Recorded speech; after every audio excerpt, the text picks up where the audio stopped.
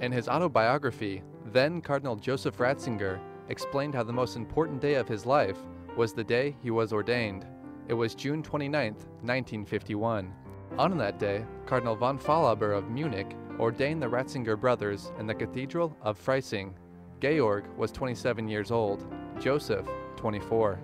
Their family was very religious, so their parents weren't really surprised by their decision. I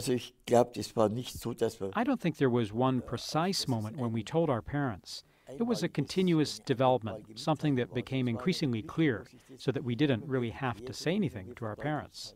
It was somehow unspoken, but our parents sensed that this is the way we wanted to go, and our parents said yes to it. They said that one shouldn't influence children in their choice of vocation, at most advise, but children must live their own lives.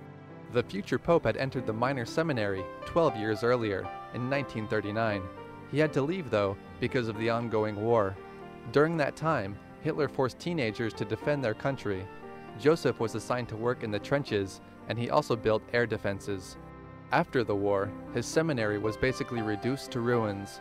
The two brothers, Joseph and Georg, returned to the city to reconstruct the building and recontinue their studies. At that time, every soldier coming back from the war had to prove that he had a job, to ensure that no one was idle, but that everyone participated in rebuilding the country, which was largely destroyed. The rector of the seminary said, "To avoid going somewhere far away where you're not feeling at ease, why don't you come here and rebuild the seminary? We have plenty of work for you." And so my brother and I went to the seminary and helped to clean and repair it. After 5 years of studies and preparation came June 29, 1951. That day, something happened that's forever etched in the memory of Joseph Ratzinger.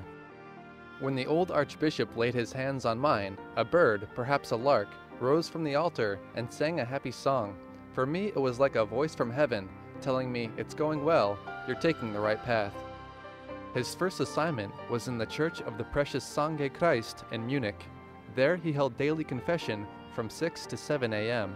He was also responsible for youth programs, which included teaching religion to children. He only served in that parish for 1 year.